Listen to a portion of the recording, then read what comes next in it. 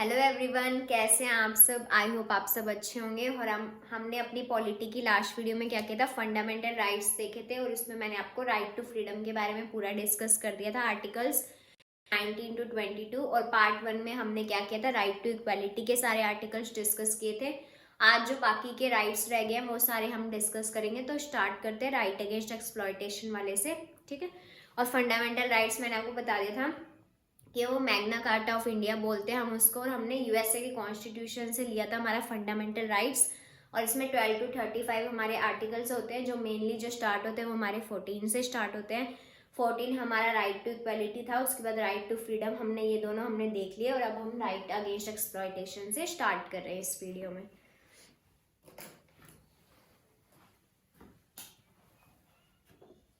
Fundamental rights,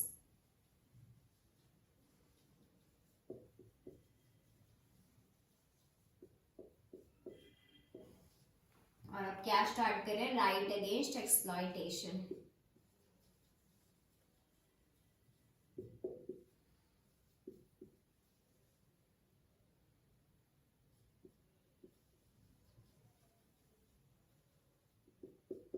इसके अंदर हमारे कौन कौन से आर्टिकल्स आते हैं, दो आर्टिकल्स आते हैं, आर्टिकल 23 और आर्टिकल 24। अब हम देखते हैं आर्टिकल 23 के बारे में। आर्टिकल 23 है जो वो हमें क्या कहता है, prohibition of traffic in human beings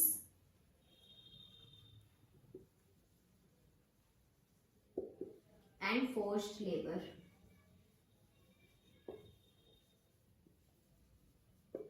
ये आर्टिकल हमें क्या कहता है कि हमें जबरदस्ती काम नहीं करवाना है, मतलब कि जो फोर्स्ड लेबर है वो नहीं करवा सकते, हम किसी से भीख नहीं मंगवा सकते और किसी से जबरदस्ती कोई काम नहीं करवा सकते कि हम किसी को बिल्कुल लो सैलरी दे रहे हैं और वो इंसान वो काम नहीं करना चाहता और हम फिर भी उससे जबरदस्ती थोप रहे हैं कि वो काम करे।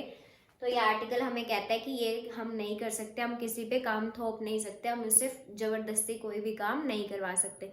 और जो भी वुमेन और मतलब बच्चों के साथ जो मतलब उसके साथ भी कुछ गलत नहीं कर सकते या उन्हें कोई भी गलत काम करने के लिए वो नहीं कर सकते। तो इस आर्टिकल के अंदर यही है कि जबरदस्ती हम किसी से कोई भी काम नहीं करवा सकते।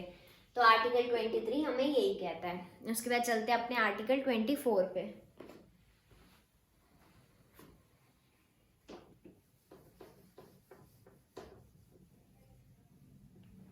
आर्टिकल 24 भी हमारे राइट अगेंस्ट एक्सप्लॉयटेशन का है और वो हमें क्या कहते हैं, prohibition of employment of children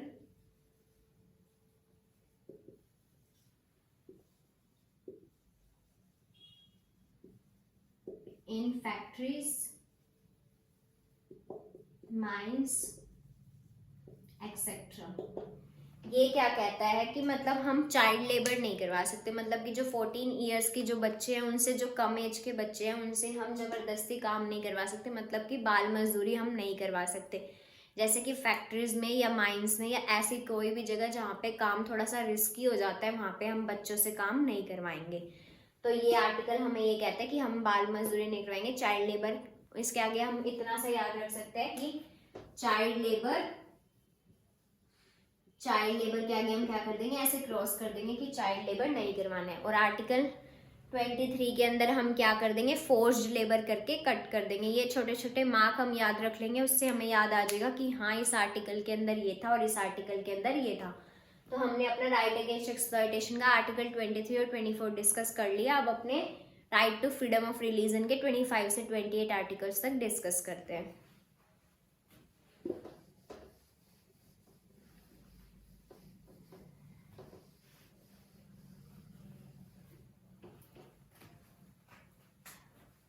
right to freedom of religion,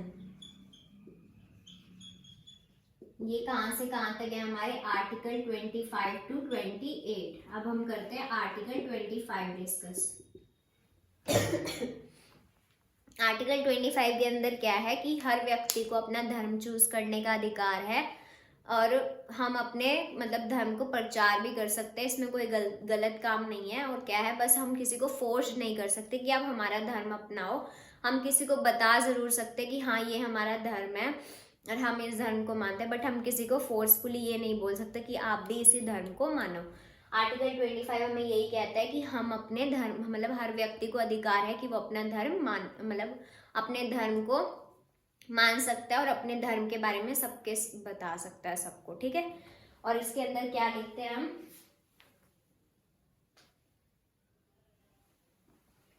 freedom of profession, practice and propagation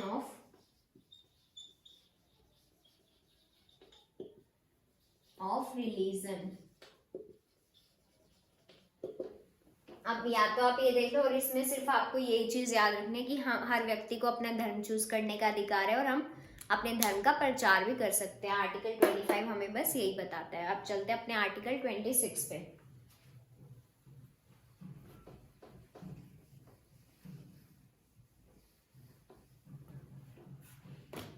article जो 26 है वो हमें क्या बताता है, मैनेज रिलीजियस अफेयर्स।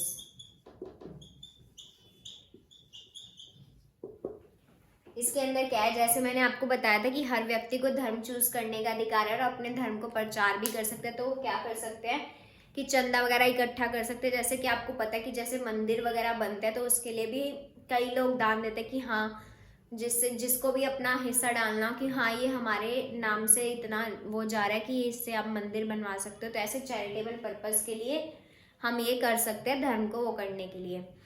तो इसलिए हमारा आर्टिकल 26 में आता है, मतलब मैनेज रिलीजियस अफेयर्स। मेनली इसके अंदर क्या लिख सकते हैं हम, चैरिटेबल पर्पसेस,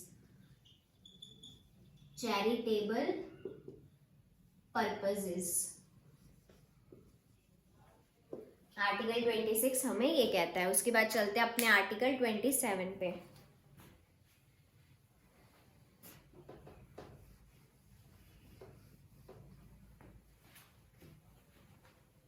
आर्टिकल 27 क्या कहता है, taxes free for religious affairs for promoting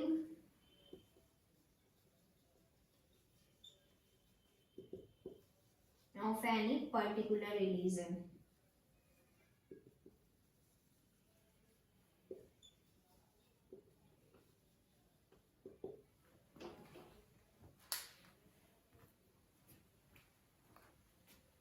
Taxes for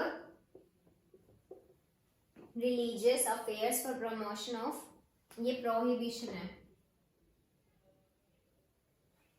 इसके अंदर क्या है कि जैसे मान लो जो गवर्नमेंट होती है वो क्या करती है, जो टैक्स का पैसा है ना वो किसी भी एक धर्म को प्रचार करने के लिए टैक्स का पैसा यूज करके सिर्फ एक ही धर्म को प्रचार करने के लिए नहीं रख सकती। ये आर्टिकल हमें ये कहता है कि जो टैक्सेस वगैरह हैं वो यूज नहीं होंगे किसी भी एक धर्म को प्रचार करने के लिए।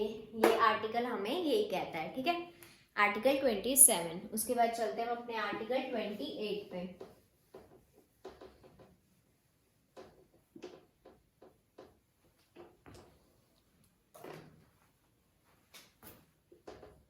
आर्टिकल 28 हमें क्या कहता है कि हम किसी को भी फोर्स नहीं कर सकते कि आप हमारा ही धर्म अपनाओ, कि मतलब वर्शिप वगैरह के लिए हम किसी को क्या नहीं कर सकते, फोर्स नहीं कर सकते वर्शिप और अटेंडेंस के लिए। जैसे कि हमने कहा कि हाँ ये हमारा धर्म है तो हम इसको क्या कर सकते हैं, हम इसमें फोर्स नहीं कर सकते किसी को कि आप हमारा ही धर्म चूज करो।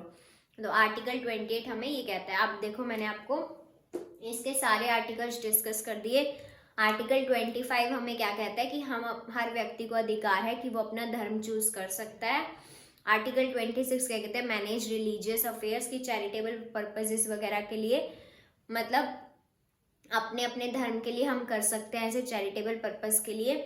और आर्टिकल 27 हमें क्या कहता है, आर्टिकल 27 हमें कहता है कि गवर्नमेंट जो है वो टैक्स का पैसा किसी सिर्फ एक धर्म को प्रचार करने के लिए नहीं लगा सकती है। और आर्टिकल जो 28 है वो कहता है हमें कि हम फोर्स नहीं कर सकते किसी को कि आप हमारा धर्म का ही चूज करो, मतलब कि हम किसी के ऊपर फोर्स नहीं डाल सकते कि आप हमारा धर्म चूज करो। ठीक है, मैंने आपको right to freedom of religion के आर्टिकल 25 से 28 सारे डिस्कस कर लिए। अब हम देखते हैं right to cultural and educational institutions के बारे में। ठीक है, जो हमारा राइट है।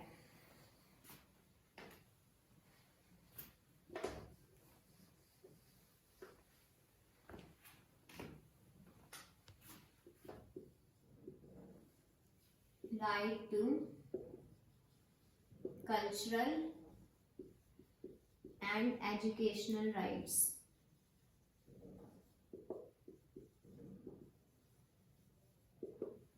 इसमें मेनली पता है किसकी बात होती है? ये होती है राइट टू माइनॉरिटीज के लिए होती है ये चीज। Right to minorities for language, script and religion.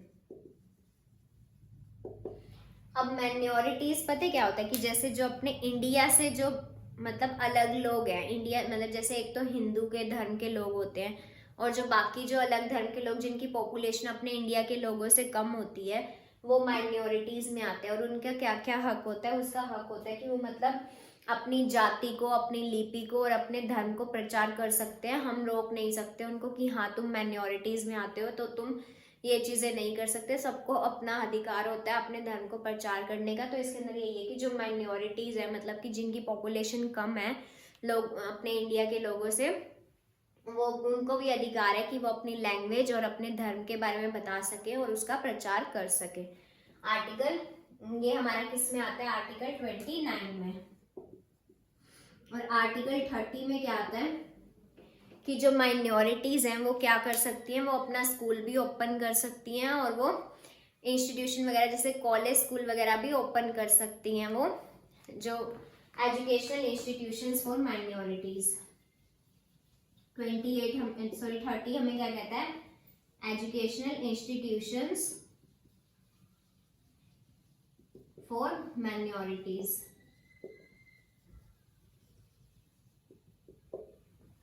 मतलब कि वो अपना स्कूल भी खोल सकते हैं, वो अपना कॉलेज वगैरह भी खोल सकते हैं और वो अपने एजुकेशन के बारे में लोगों को बता भी सकते हैं। ये नहीं कि हाँ उनकी पॉपुलेशन कम है तो हम उनको बिल्कुल दबा देंगे। उनके पास भी सारे हक हैं कि वो अपने धर्म का प्रचार कर सकते हैं, वो स्कूल कॉलेज वगैरह खोल सकते हैं और उनको अपने अपने धर्म के बारे में वो बता सकते हैं।